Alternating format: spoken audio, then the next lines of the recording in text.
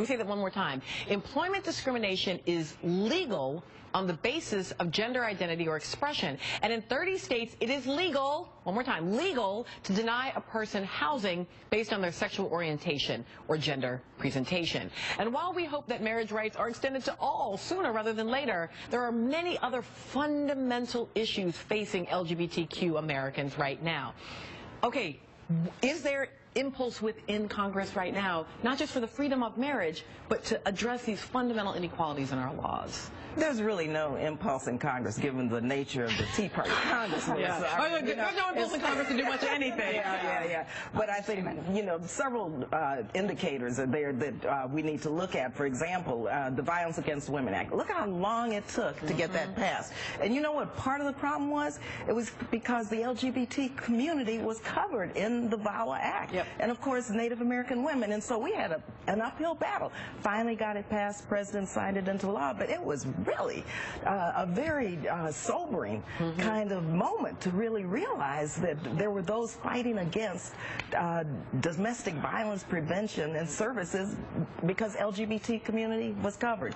In California, for example, I always remember when I was first elected to the California legislature, the very first bill that I believe I co-sponsored was AB 101 by Assemblyman Terry Freeman. I mean, this goes back to the early 90s. And what this bill said was there shall be no non-discrimination in the workplace and employment based on sexual orientation. Well, let me tell you, in California, it was an uphill battle. We got hate mail. There were assaults. It was awful. We finally got it passed and signed into law. Now, when you look at hate crimes, when you look at bullying, when you look at certain issues that we want to take on in Congress, it's very difficult to even get what we call a rule to bring these bills to the floor. And so elections have consequences. Indeed. And so we have to really understand that what we have to do next time around. And this is part of it, Darlene. I mean, the agenda, so no one needs to say marriage is done, but marriage is coming, right? We feel like that, like we're on the trajectory for that. Yeah. So how do we put the rest of this on the agenda? Well, the rest of it is on the agenda. I Okay. think that's the important thing that we need to understand. We are working for the issues that the representative was just talking about. Yep. I mean, obviously, the community has been working for 20 years. Yes. For employment, Yeah. but for employment non-discrimination at the federal level, just as one example. And so those things are on the floor. They're the things that we're working on. We're working to ensure that kids are not bullied in school. We're working to ensure that people can feel safe in their neighborhoods.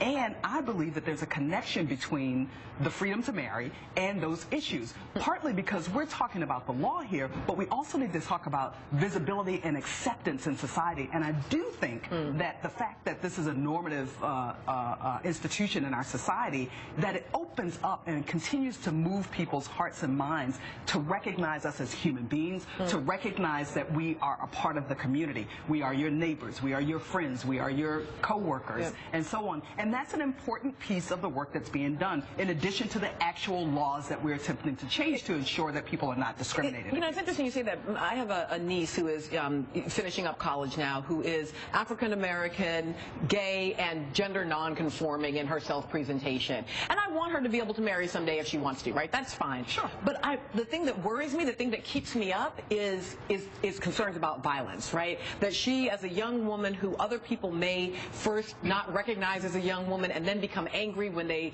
realize, I mean, like my fear is that she'll be walking the streets of Chicago or in South Florida or any of those things and experience violence. And I just, I want us to celebrate marriage, but then not lose that. And I think you're absolutely right. We have to continue to work for it, and we have to use these moments to do what I think of as sort of a pivot to actually do what you're doing right now, which is saying, we need to talk about this. And we also need to recognize that people are actually still, it makes me emotional, being murdered.